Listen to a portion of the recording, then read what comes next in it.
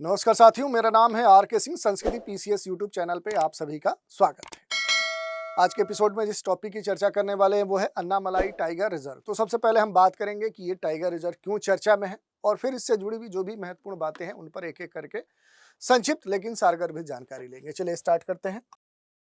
M strips जो app है, इसके उपयोग में करने के कारण ये जो अन्नामलाई टाइगर रिजर्व है ये खास तौर पे चर्चा में बना हुआ है। थोड़ा सा इस टाइगर रिजर्व के बारे में बेसिक जो जानकारी है उस पर हम बात करेंगे। तो देखिए, यहाँ पर आएंगे तो अन्नामलाई जो टाइगर रिजर्व है ये कहाँ पर आपको देखने को मिलेगा। तो जब आप पश्चिमी घाट में जाएंगे तो यहीं पर पश्चिम घाट के समीप ही ये जो टाइगर रिजर्व है ये आपको देखने को मिलता है। पश्चिम घाट के जैव विविधता के दृष्टिकोण से देखेंगे तो पूरा जो वेस्टर्न घाट है ये महत्वपूर्ण है और इसी महत्वपूर्ण जैव विविधता हॉट स्पॉट का ये एक पार्ट है। और बाघ संरक्षण, आदिवासी जो समुदाय हैं उनकी भागीदारी और पारिस्थितिकी जो कॉरिडोर हो सकता है, इकोलॉजिकल जो कॉरिडोर है, उस गलियारे के दृष्टिकोण से ये महत्वपूर्ण हो जाता है। तो पहली बात कि आखिर ये जो टाइगर रिजर्व है किस स्टेट में आपको देखने को मिलेगा, तो ये तमिलनाडु में आएंगे तो वहीं पर ये जो टाइगर रिजर्व है ये आपको पश्चिमी घाट के समीप क्या है ये आपको देखने को मिलेगा। किस राज्य में? तो तमिलनाडु राज्य में ये आपको देखने को मिलेगा टाइगर रिजर्व। पश्चिमी घाट के दक्षिण भाग में आप देखिए देखने को ये टाइगर रिजर्व देखने को मिलेगा। यहाँ पर जो पाल घाट जो दर्रा है उसी के समीप ये आपको देखने को मिलेगा। तो ये भी आपको ध्यान देना है कि यहाँ पर पाल घाट जो पास है उसके दक्षिण में ये अवस्थिति इसकी देखने को मिलती है, आप देख सकते हैं। जो भी सीमावर्ती क्षेत्र है उनकी अगर बात करेंगे तो इस बाघ अभ्यारण्य के खास तौर पे देखेंगे पूरब में आएंगे तो यहाँ पर जो महत्वपूर्ण क्षेत्र देखने को मिलेगा वो पराम्बिकुलम जो टाइगर रिजर्व है वो आपको यहाँ पर देखने को मिलेगा। तो पराम्बिकुलम जो टाइगर रिजर्व है पीटीआर है वो आपको देखने को मिलेगा।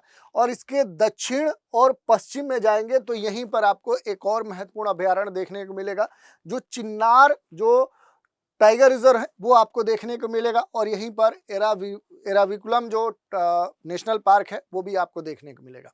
तो ये जो क्षेत्र है ये पश्चिम घाट में देखें तो महत्वपूर्ण एक वन्य जीव जो कॉरिडोर है उसका निर्माण करता है।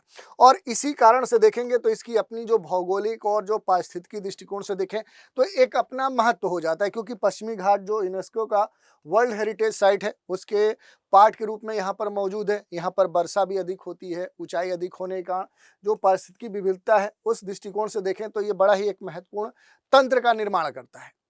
अगर कैचमेंट एरिया की बात करें तो जल ग्रहण क्षेत्र के रूप में भी ये पूरा जो क्षेत्र है ये अहम माना जाता है। और इसी कारण से देखेंगे तो यहाँ पर कई तरह की जो प्रजातियां हैं वो आपको देखने को मिलेंगी, जिसमें आप देखेंगे जो आर्द्र सदाबहार वन है वो खास तौर पे यहाँ पर देखने को मिलते हैं।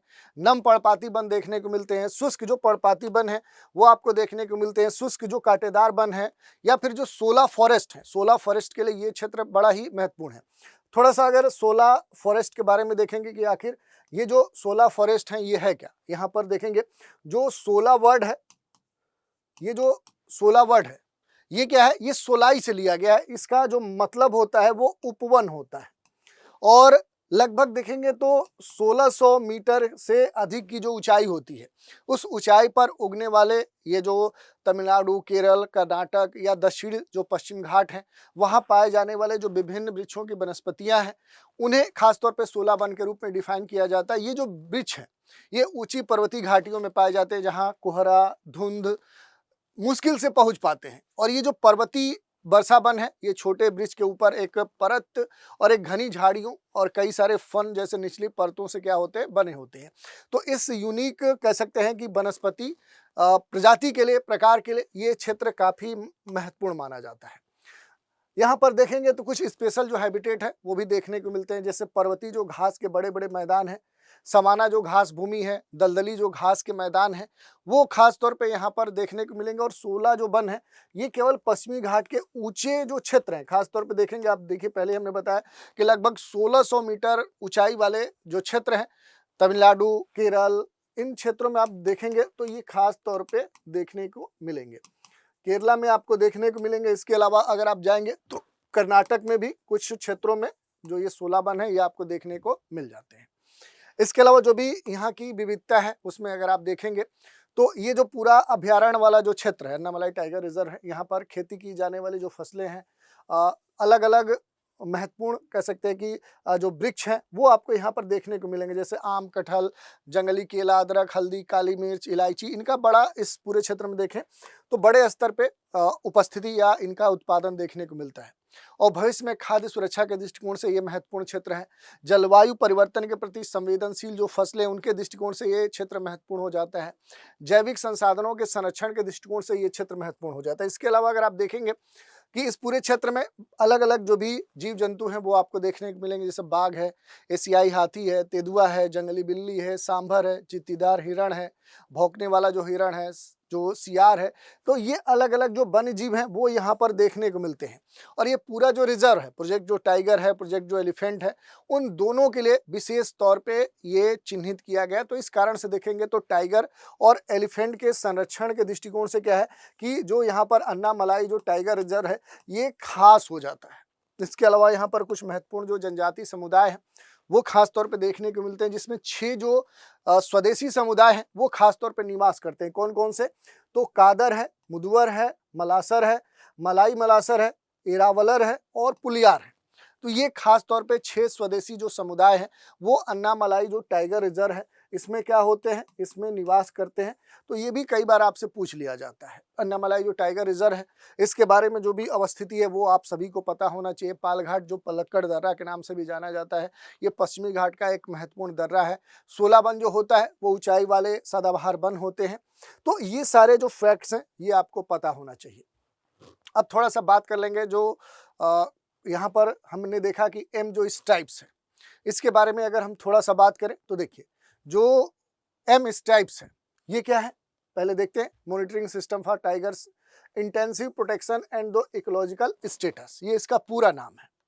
और ये खास तौर पर देखेंगे टाइगरों की निगरानी के लिए एक प्रणाली है। गहन संरक्षण और पारिस्थितिकी स्थिति के जानकारी के बारे में ये जो सॉफ्टवेयर है ये डेवलप किया गया। एक सॉफ्टवेयर आधारित निगरानी जो प्रणाली है जिसे हम एम स्ट्राइप्स कहते हैं।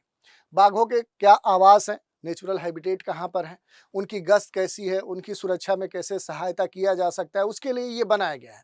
इसे राष्ट्रीय बाघ संरक्षण जो प्राधिकरण है उसने खासतौर पर भारतीय वन्य जीव जो संस्थान है उसके साथ मिलकर 2010 में क्या किया था, इसे पहली बार शुरू किया था। थोड़ा सा इसके बारे में बेसिक जानकारी हम लेंगे तो भारत में डिजिटल जो संरक्षण है इसी कंजर्वेशन के तहत और स्मार्ट जो पेट्रोलिंग है उसके लिए इस ऐप को लॉन्च किया गया था, जो बाघ संरक्षण में एक प्रमुख तकनीकी मॉडल माना जाता है। ये एक सॉफ्टवेयर है और सॉफ्टवेयर आधारित क्या है, निगरानी प्रणाली है जिसे वन्य जीव संरक्षण में सहायता के लिए डिजाइन किया गया है। और ये जो प्रोजेक्ट टाइगर है उसके तहत वन अपराध नियंत्रण और जो भी वैज्ञानिक प्रबंधन है उसमें एक महत्वपूर्ण जो भूमिका है वो निभाता है।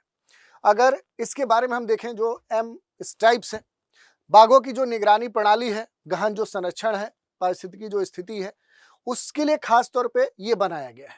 2018 की जो जनगणना है उसके लिए गणना में शामिल जो जमीनी कर्मचारी हैं वो इस ऐप का उपयोग करेंगे। और ये जो ऐप है ये कर्मचारियों के जो भी मार्ग हैं, उनके जो रूट्स हैं उनको रिकॉर्ड करता है।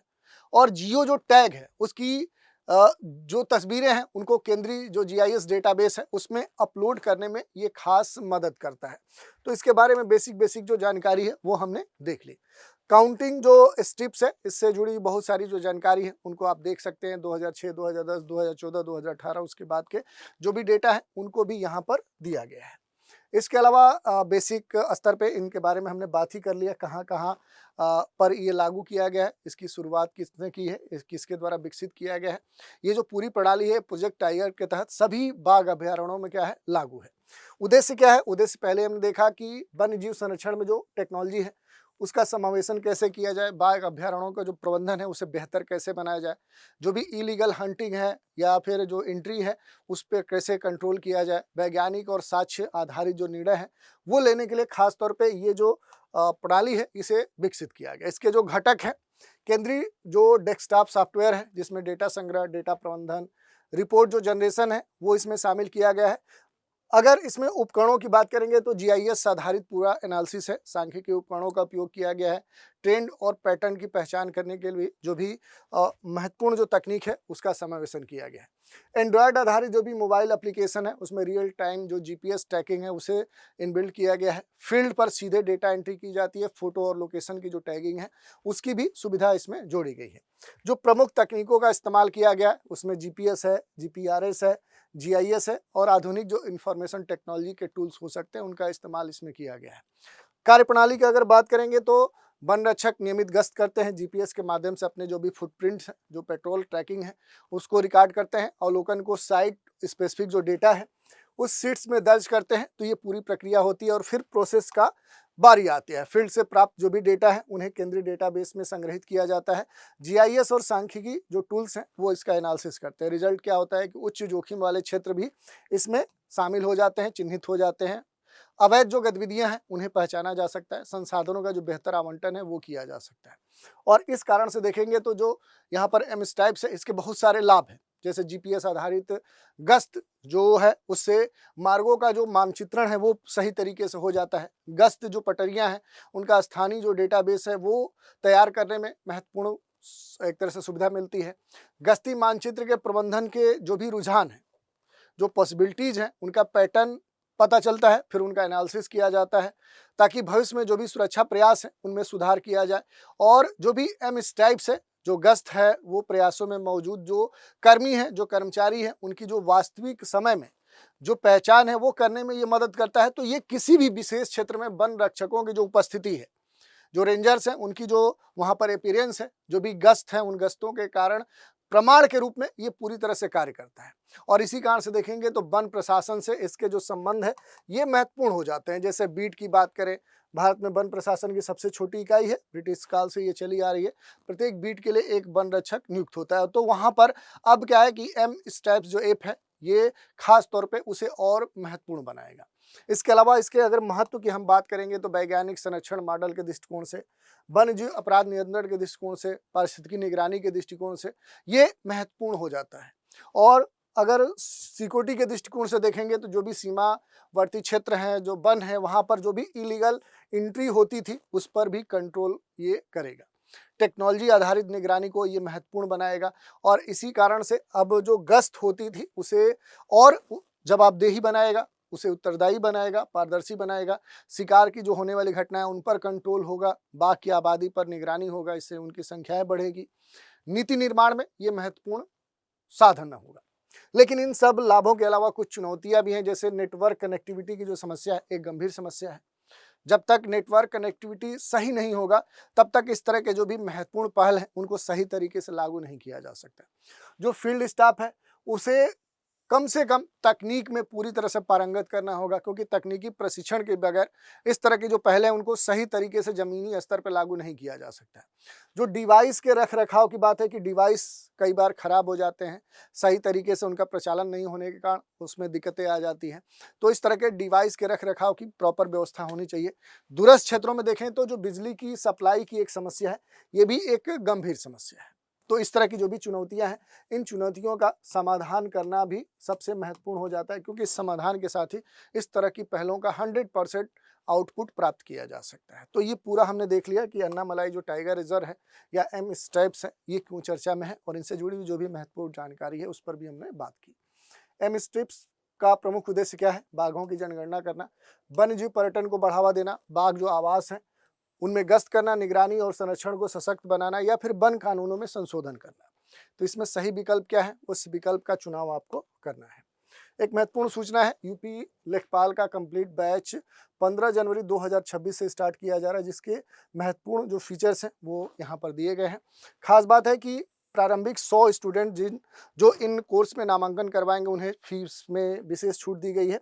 उनके लिए जो फ़ी है केवल 999 रखी गई है। इसके अलावा भी अगर कोई जानकारी चाहिए तो नीचे दिए गए नंबर पे कॉल कर सकते हैं या फिर संस्कृति आईएएस की जो ऑफिशियल वेबसाइट है यहाँ पर विजिट करके संदर्भित जो भी जानकारी है वो आप प्राप्त कर सकते हैं। तो आज के एपिसोड में इतना ही। आप सभी हमारे साथ बने रहें, इसके लिए धन्यवाद।